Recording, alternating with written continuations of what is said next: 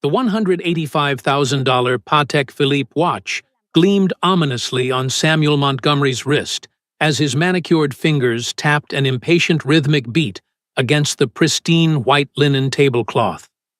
It was a highly calculated gesture of profound arrogance, a visible display of raw corporate power from a wealthy man, thoroughly accustomed to the entire world, bending entirely to his specific rhythm and desires. Sarah Davis. Mitchell had been standing on her aching feet for 6 exhausting hours, completely ignoring the sharp pain radiating from her perfectly polished half-heeled black shoes that were unfortunately half a size too small. They were the absolute only presentable pair she owned, meticulously maintained, to meet the impossibly high standards of the ultra-luxury Manhattan establishment where she desperately worked to keep her small family from starving. Her spotless uniform, consisting of an immaculate white blouse, a modest knee-length black skirt, and a heavily starched apron, cleverly hid the harsh, painful truth of her daily grinding existence in the city. It effectively concealed the unfortunate fact that she had breakfasted on nothing but watered-down cheap coffee because her meager minimum wage salary would simply not stretch until her scheduled payday on Friday. It hid the heartbreaking reality that her elderly grandmother, Grace, waited in their tiny apartment with painfully swollen knees, entirely lacking the necessary funds for her essential, incredibly expensive prescription medicines.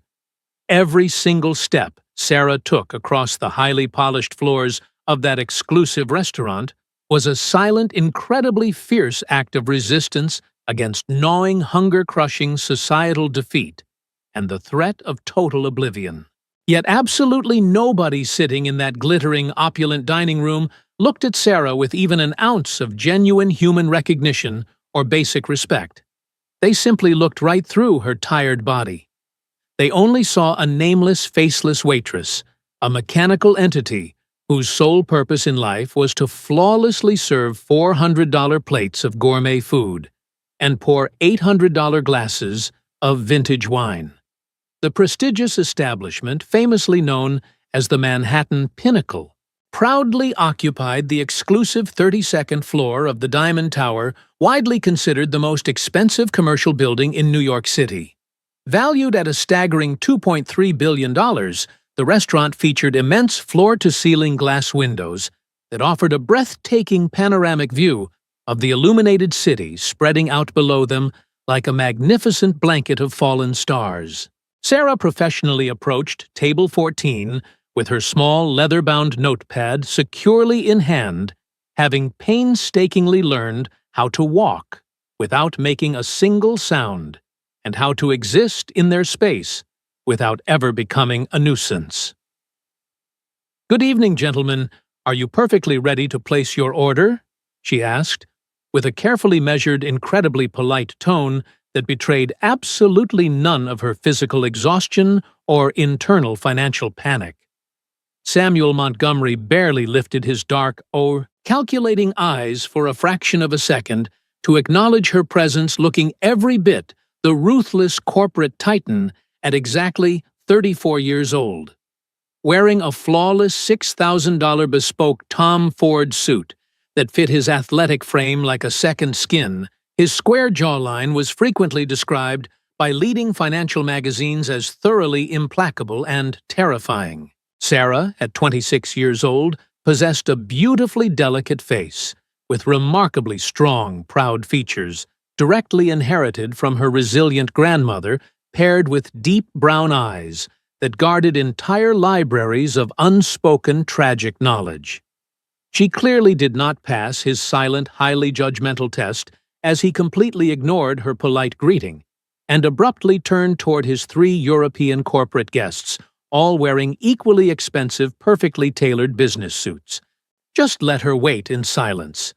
The foolish waitresses in this arrogant city actually think their pathetic time matters to people like us, he remarked, with a viciously dismissive sneer, deliberately speaking in highly fluent Russian.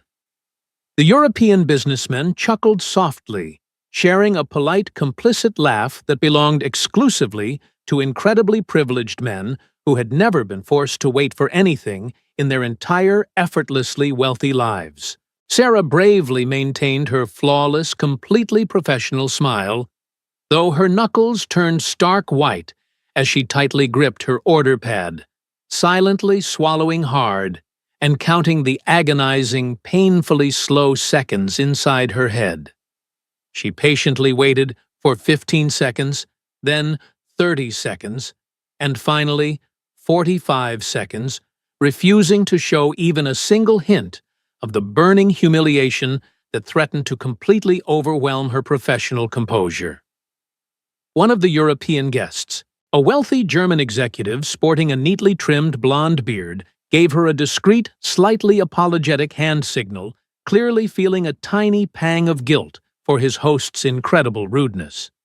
Samuel immediately ignored his colleague's basic courtesy and simply continued speaking in rapid Russian, gesturing broadly with his manicured hands and laughing obnoxiously at an exclusive inside joke that only their elite circle could comprehend. Sarah felt a sudden intense wave of heat rise rapidly up her neck, born not of embarrassment, but of a deep, boiling rage. But she calmly took a slow, highly controlled breath to steady her racing heart. She silently counted to 10 in Spanish, then in English, and finally in French, forcefully pushing her simmering emotions back down into the deepest, darkest corners of her disciplined mind. Finally, Samuel slowly turned his head toward her with the highly calculated, agonizing, deliberate speed of a cruel predator who thoroughly enjoys making his helpless subordinates suffer for his own sick amusement. "Are you actually still standing there like an idiot?" he asked aggressively, to which she calmly replied, prompting him to maliciously switch between French Mandarin and German to deliver an incredibly complex, highly contradictory dinner order. Despite his vicious multilingual assault explicitly designed to publicly humiliate her, Sarah effortlessly wrote down every single item, calmly confirming the entire complicated request in absolutely flawless accent-free Spanish, without missing a single beat. Furious that his cruel game had failed, Samuel leaped to his feet so violently that his heavy mahogany chair screeched loudly against the pristine marble floor, drawing the shocked attention of the entire dining room. Ethan, the cowardly restaurant manager, rushed over instantly, trembling with fear, as Samuel loudly demanded that Sarah be fired immediately, explicitly, shouting that worthless people like her were only meant to scrub dirty floors. Remembering her grandmother's wise words about carrying true dignity internally, Sarah calmly handed her notepad to the sweating manager, turned around, and walked out into the freezing New York night, with her head held exceptionally high. Sarah walked 17 long, incredibly exhausting city blocks through the freezing, relentless rain that violently battered the dark, unforgiving concrete streets of Lower Manhattan without a single umbrella to shield her. She simply did not possess enough money for the subway fare, having desperately spent her final $3 on the morning bus ride just to reach her miserable, ultimately doomed restaurant shift on time. The icy, pouring water thoroughly soaked her thin uniform, completely ruined her already tight shoes, and plastered her dark hair to her face, yet she, surprisingly, did not feel the bitter freezing cold at all. She felt absolutely nothing except the crushing, suffocating weight of the profound humiliation playing on an endless, highly torturous loop inside her tired mind, as Samuel's cruel words aggressively chased her through the shadows. She finally arrived at her dilapidated Brooklyn apartment building well past 11 o'clock at night, heavily dreading the long, agonizing climb up the 5 flights of structurally decaying, incredibly steep wooden stairs. The dark hallway was characterized by peeling, water-damaged paint, completely broken light fixtures, and a permanent, highly overwhelming stench of deep-fried food that seemed to hopelessly cling to the very walls of the building. On the 3rd floor, her friendly neighbor Rose, a 60-year-old woman perpetually clad in a faded pink bathrobe, popped her head out and immediately offered to brew a hot cup of tea for the freezing girl.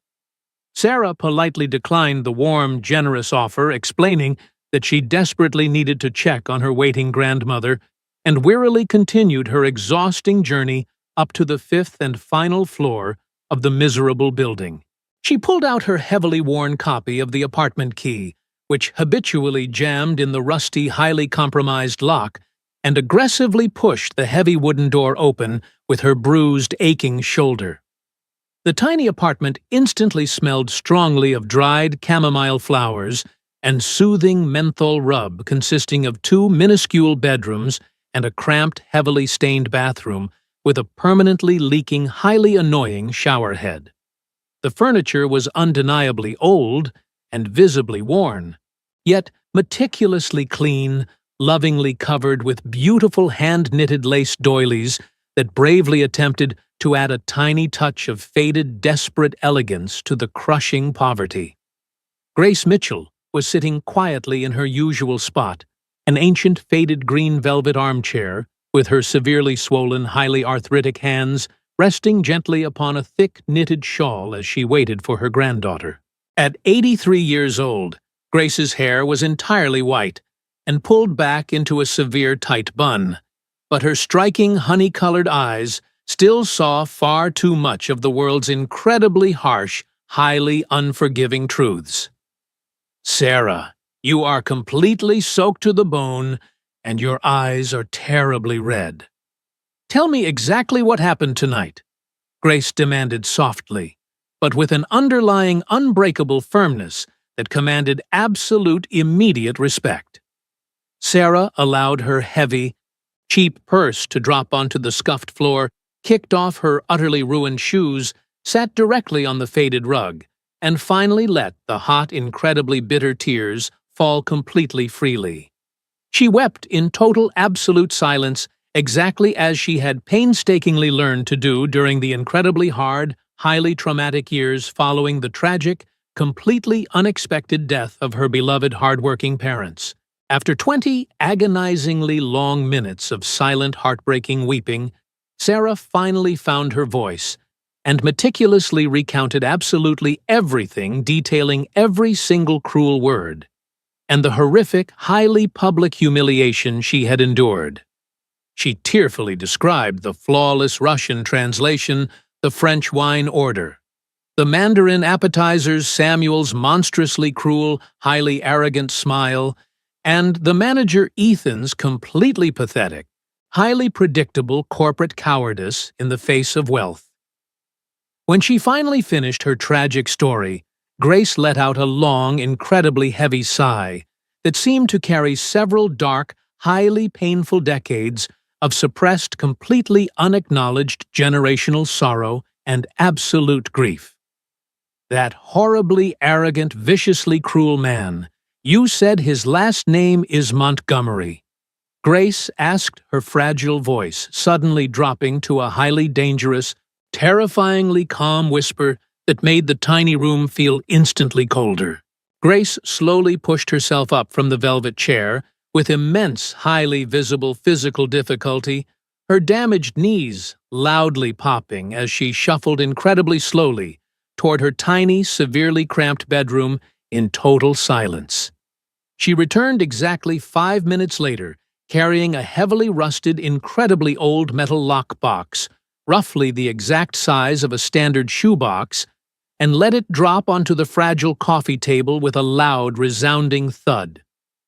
"This right here is your true, highly guarded family inheritance," Grace declared, simply pulling a tiny brass key from a long silver chain hidden deep beneath her thick, deeply faded wool sweater. Sarah watched, in completely stunned, breathless silence, as her grandmother unlocked the ancient box, revealing a massive stack of heavily yellowed legal documents, highly fragile vintage photographs, and carefully preserved, deeply faded newspaper clippings. Grace carefully extracted a highly fragile, officially stamped document with utmost reverence, gently unfolding it across the small table, and firmly ordered her bewildered granddaughter to read the complex, highly formal text aloud. It was an official, heavily certified property deed formally dated the 15th of March 1920, explicitly proving that Edward Davis Mitchell was the absolute owner of a magnificent sprawling estate in the beautiful Hudson Valley. Your great-grandfather owned exactly 400 pristine acres. He employed 50 local families, paid them exceptionally well, and even built a wonderful, highly successful school specifically for their young, eager children. Grace explained tearfully. The massive, beautiful estate had been the absolute crown jewel of their proud family, a highly prosperous, completely self-sustaining haven of education, profound agricultural success, and deep, highly respected community leadership. Grace then pulled out a much more recent legal document explicitly dated 1994, explaining that her late husband Richard Davis had been brutally swindled out of the entire estate by a corrupt lawyer named Frank Montgomery. Frank had manipulated the trusting schoolteacher into signing highly fraudulent transfer documents leading to their violent, completely illegal eviction, which ultimately caused Richard to tragically die of a completely broken heart merely 6 months later. Realizing that Samuel Montgomery's massive, highly celebrated billion-dollar hotel empire was entirely built upon the stolen, violently acquired lands of her own family, Sarah felt a terrifying ice-cold fire instantly ignite within her soul. She solemnly vowed right then and there to meticulously gather every single piece of evidence and absolutely obliterate Samuel Montgomery's entire luxurious existence with the cold, highly undeniable, completely unvarnished historical truth. Sarah did not sleep a single second that entire highly agonizing night, choosing instead to remain perfectly seated on the cold living room floor until exactly 4 o'clock in the morning, completely surrounded by fragile documents. She meticulously read through every single official property deed, carefully analyzed every vintage photograph, and reviewed dozens of beautifully handwritten letters penned by her great-grandfather Edward in 1935, completely absorbing her family's lost legacy.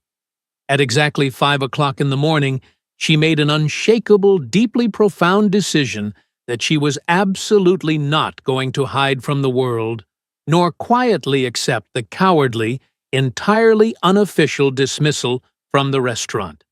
She thoroughly showered, carefully ironed the pristine spare uniform she kept meticulously stored for emergencies, pulled her dark hair back into a flawlessly tight professional bun, and marched directly back to the towering Manhattan skyscraper.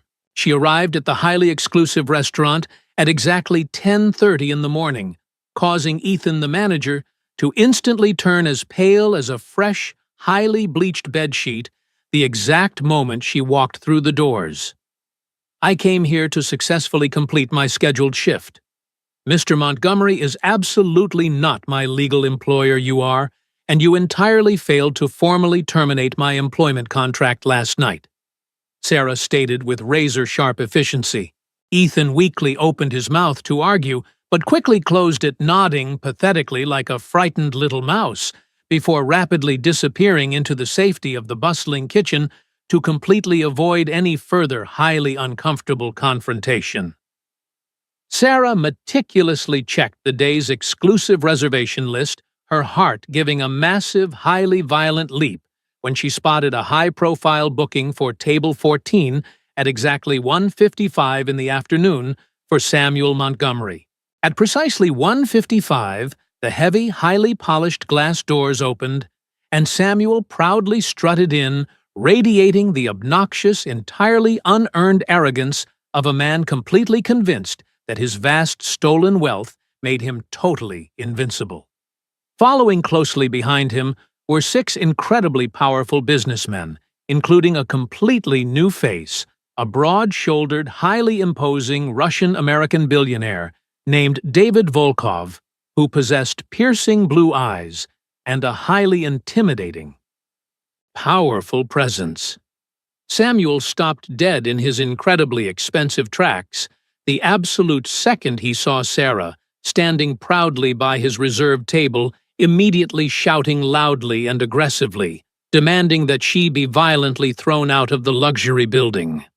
However, before Ethan could even utter a single pathetic apology, David stepped forward, firmly stating in incredibly fluent, highly educated Spanish that he actually strongly preferred Sarah to act as their dedicated server for the afternoon. This incredibly professional young lady brilliantly demonstrated last night that she is highly capable and impressively multilingual, and I greatly appreciate highly competent, entirely fearless people. David declared, politely introducing himself directly to Sarah. Samuel's face instantly turned a violent, highly explosive shade of dark crimson, aggressively insisting that she was nothing but a lowly, completely insignificant servant, completely missing the dangerous, icy glare that David shot in his direction. When Samuel spitefully attempted to mock Sarah by violently barking highly complex corporate complaints in Russian, assuming she would eventually break down and cry, Sarah simply waited with a perfectly calm, highly terrifying professional smile. She waited exactly 15 seconds before flawlessly responding in perfect, heavily Moscow-accented Russian, politely asking if the gentlemen were finally ready to order their incredibly expensive, highly customized gourmet meals for the afternoon. The stunned, highly palpable silence that immediately fell over the entire dining room was gloriously absolute. David let out a massive, highly booming laugh of pure, unadulterated delight, while the French executive politely clapped his hands. Samuel stood up so violently that his heavy mahogany chair crashed loudly onto the marble floor, his entire body trembling with an uncontrollable, furious rage as he aggressively accused Sarah of maliciously lying to him. "You directly asked a specific question, and I simply chose not to reveal all of my extensive, highly educated linguistic capabilities to a remarkably rude, completely classless patron." Sarah replied with terrifying, ice-cold calmness. Realizing that his massive $200 million international investment deal heavily depended on David's highly volatile approval, Samuel was forcefully backed into a highly humiliating, completely inescapable corporate corner in front of his peers. David forcefully intervened, making it absolutely crystal clear to the furious billionaire that unless he immediately issued a sincere, highly public apology to the waitress, he had insulted the massive corporate investment, was completely dead. Humiliated beyond human belief in front of a completely silent packed restaurant, Samuel painfully forced the bitter, highly reluctant words from his tightly clenched jaw, muttering a highly pathetic apology that Sarah graciously, coldly accepted. When the incredibly tense meal finally concluded, David discreetly slipped a sleek, heavy ivory business card into Sarah's apron pocket, accompanied by a highly generous $500 tip to explicitly reward her incredible bravery. Leaving the restaurant completely, utterly humiliated, Samuel angrily whispered a highly vicious, incredibly dark threat of total, absolute destruction as he stormed out of the building completely unaware of the massive storm approaching him. Sarah returned to her small employee locker at the exact end of her shift, only to find a cold, highly impersonal, unsigned manila envelope unceremoniously stuffed inside, officially terminating her employment at the luxury restaurant. The typed letter bluntly informed her that her dedicated services were absolutely no longer required, officially warning her that any future attempt to re-enter the luxurious premises would be aggressively prosecuted as highly illegal criminal trespassing. Feeling a profound, highly overwhelming sense of relief that the suffocating charade was finally over, she calmly walked out into the busy city streets and pulled out the elegant ivory business card David had given her. She decisively dialed the international number, holding her breath, until David's deep voice answered on the third ring, immediately inviting her to his lavish presidential suite at the prestigious Four Seasons Hotel to discuss a mutual arrangement. The highly prestigious Four Seasons Hotel in Midtown Manhattan was the absolute polar opposite of Sarah's decaying, highly compromised Brooklyn apartment, overflowing with pristine imported marble blinding gold fixtures and massive, incredibly expensive floral arrangements. Sarah rode the completely silent mirror-lined elevator up to the 18th floor, marveling at the sheer, completely obscene luxury of Suite 1804, which featured a beautiful grand piano and a breathtaking panoramic view. David, casually barefoot with a heavy crystal glass of highly expensive amber whiskey in his large hand, gestured for her to sit on the rich Italian leather sofa, immediately launching into his highly complex corporate explanation.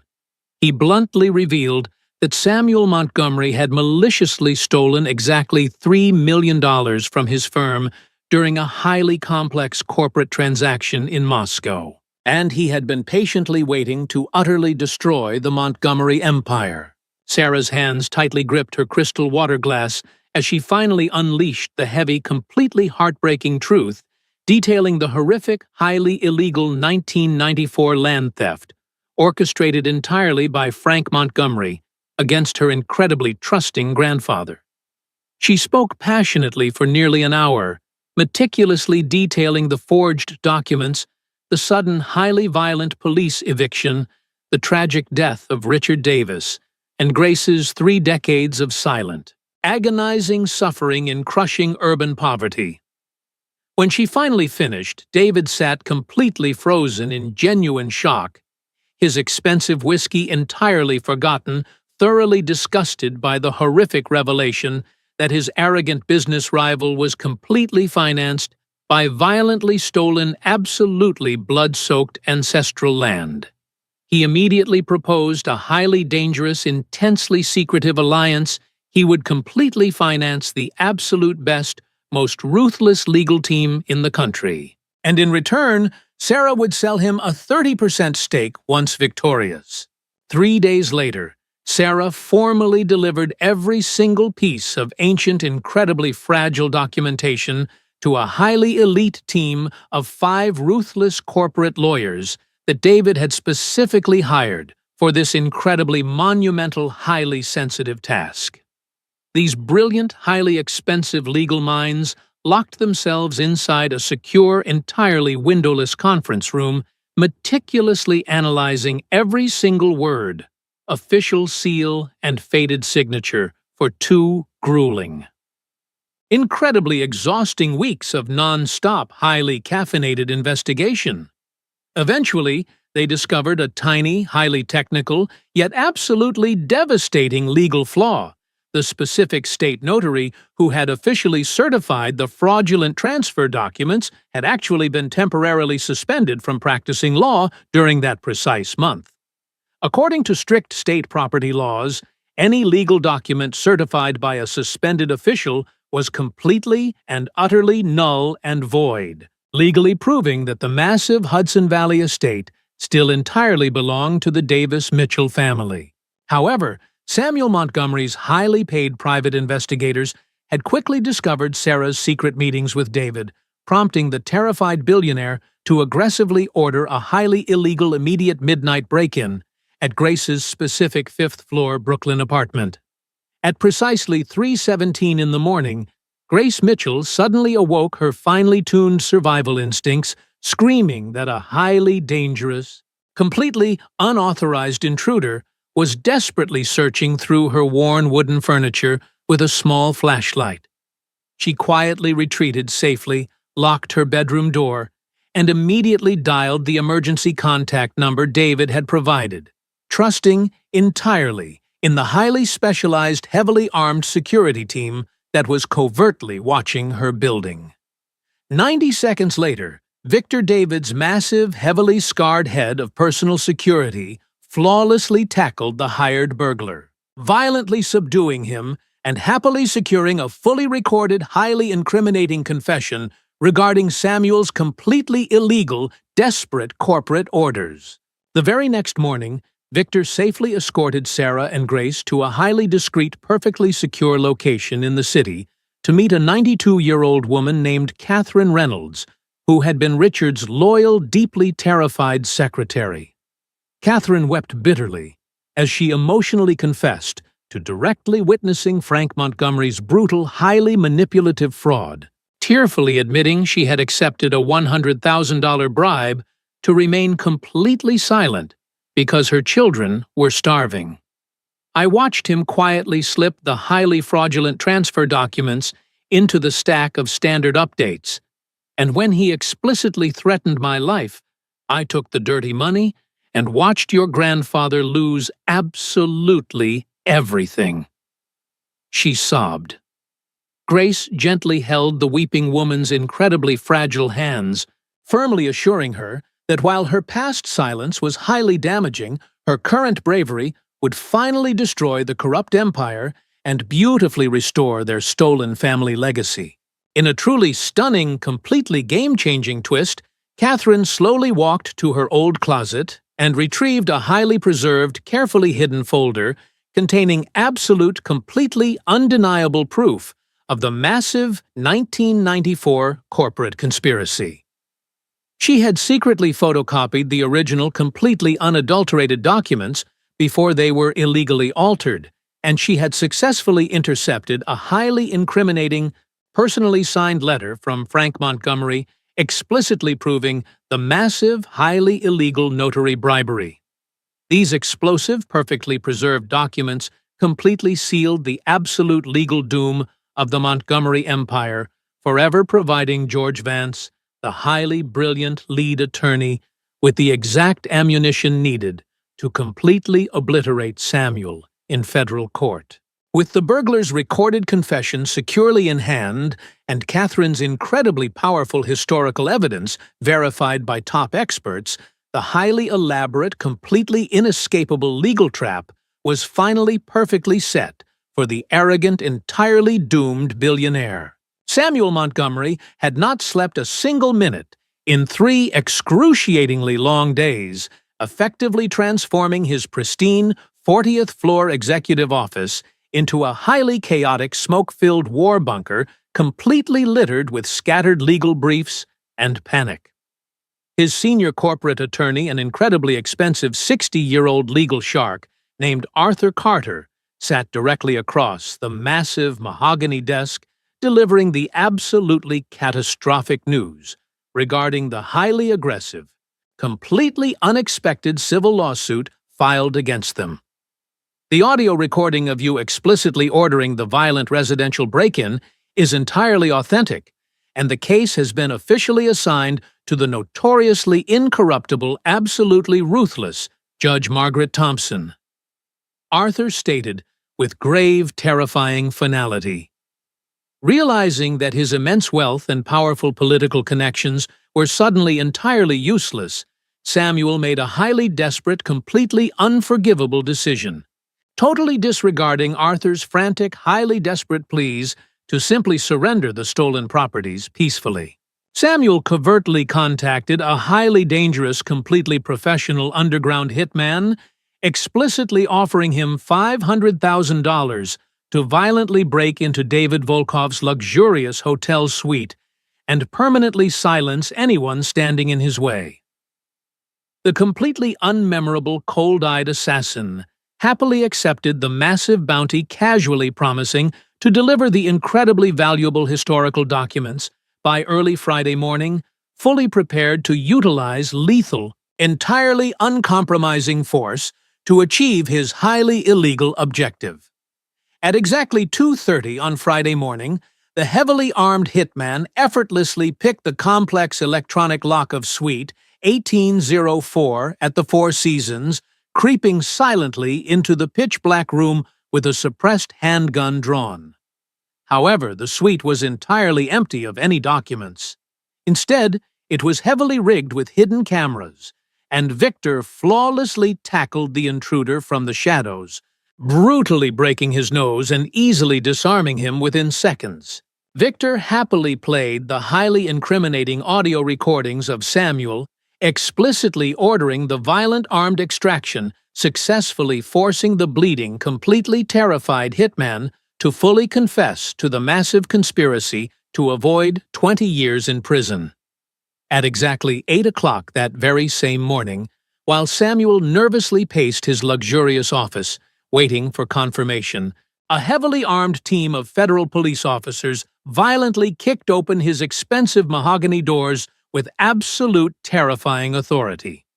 They presented a massive stack of undeniable arrest warrants, officially charging the completely shocked billionaire with felony conspiracy to commit armed robbery, severe obstruction of justice, and explicitly hiring a professional, highly lethal contract killer. Slapped in cold steel handcuffs, he was humiliatingly paraded through his crowded corporate lobby, locking eyes with Sarah on the sidewalk, who looked at him with deep, devastating pity as his entire luxurious empire violently crumbled. During the incredibly explosive, highly publicized federal trial, dubbed the Trial of the Century, Sarah's brilliant attorney, George Vance, flawlessly presented the absolutely undeniable, highly devastating, historical evidence to the completely silent, deeply captivated courtroom. He masterfully presented the suspended notary evidence, the completely authenticated 1920 property deeds, and called Catherine Reynolds to the stand, where the fragile 92-year-old woman delivered a highly emotional, completely devastating eyewitness testimony of the fraud. Arthur Carter attempted to aggressively cross-examine the elderly woman, but she firmly stood her ground, boldly declaring that she refused to die with a highly guilty conscience to protect an incredibly corrupt, completely unrepentant billionaire thief. The entire courtroom wept in absolute silence, as the true, highly horrific depth of the Montgomery family's boundless, incredibly toxic generational greed was thoroughly, highly publicly exposed for the entire world to clearly witness. In a final, highly dramatic legal maneuver, George Vance forcefully called Samuel Montgomery to the witness stand, aggressively confronting him with a heavily guarded, completely unreleased legal document, the final highly secretive last will of Frank Montgomery. George demanded that Samuel loudly read the specific, highly damning paragraph where his late father explicitly admitted to the horrific 1994 theft, desperately begging his son to return the stolen lands and deeply apologize. Samuel's voice cracked violently as he read the highly painful, deeply humiliating confession, completely admitting to the entire courtroom that he had willfully ignored his dying father's final wishes simply to fiercely protect his stolen, luxurious lifestyle. Judge Margaret Thompson immediately slammed her heavy wooden gavel, entirely nullifying the fraudulent property transfer, returning the 400 acres to Sarah, awarding $340 million in damages, and sending Samuel directly to federal prison. 6 incredibly transformative months after the explosive trial finally concluded, the massive, sprawling Hudson Valley estate finally breathed completely freely, once again entirely liberated from the dark, highly suffocating shadow of the corrupt Montgomery luxury empire. Sarah slowly walked across the lush, expansive green lawns, marveling at the incredible, highly historic architecture of the main mansion, feeling a deep, incredibly powerful genetic memory powerfully surging through her very veins with every single step. She had strategically sold 2 of the massive, highly profitable luxury resorts to foreign investors for an incredible $580 million, utilizing the massive, completely life-changing funds to beautifully enact her grandmother's ultimate long-held dream. The grandest, most historic hotel building was beautifully transformed into the Edward Davis Mitchell Cultural Center, serving as a massive, entirely free educational facility and a highly specialized legal refuge for deeply impoverished, highly vulnerable farming families. Grace Mitchell, now nearly 84 years old and looking incredibly peaceful, sat comfortably on a beautiful wrought-iron bench beneath a massive century-old oak tree, tears of absolute profound joy streaming down her deeply wrinkled, highly expressive face. "You truly achieved the entirely impossible, my incredibly brave girl. Your grandfather is looking down right now, completely bursting with overwhelming, boundless pride," Grace whispered softly as Sarah gently sat beside her, holding her fragile hands. Lauren Mitchell, the highly energetic, incredibly smart new director of the expansive legal clinic, rushed over to enthusiastically inform Sarah that the first 5 desperate families had officially arrived to seek their entirely free, highly expert counsel. Sarah warmly greeted the incredibly humble, deeply hopeful farmers, firmly promising them that the brilliant legal team would fight relentlessly for their stolen lands, ensuring that horrific historical tragedies would absolutely never be successfully repeated again. Later that afternoon, Sarah received a heavily stamped official letter from the federal penitentiary system coldly informing her that Samuel Montgomery was currently serving his lengthy 5-year prison sentence, working the absolute lowest, most grueling kitchen job. She felt absolutely zero malicious joy upon reading the highly ironic, deeply poetic justice of his brutal punishment. Instead, she simply felt a profound, incredibly heavy sadness for the massive, tragic waste of human potential.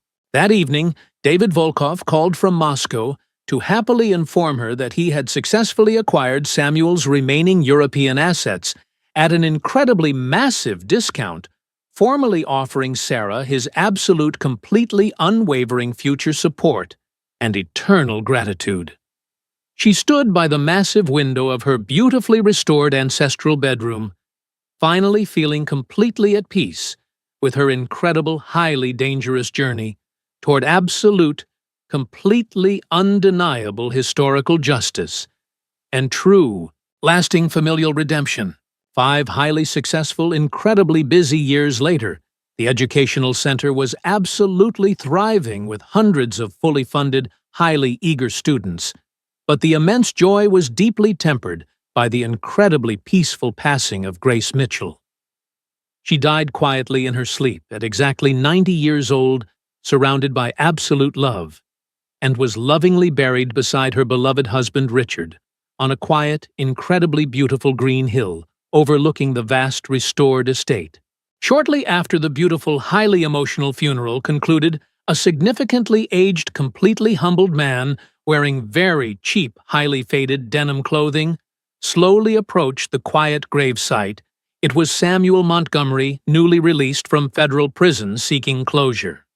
He did not ask for impossible forgiveness, but rather tearfully presented the tattered page of his father's will, fully accepting his absolute, highly public ruin as the rightful, entirely deserved consequence of his monstrous, highly unforgivable actions. Sarah looked out over the sprawling, sunlit estate, deeply reflecting on the long, arduous journey that had brought her family back from the brink of absolute ruin and crushing multi-generational poverty.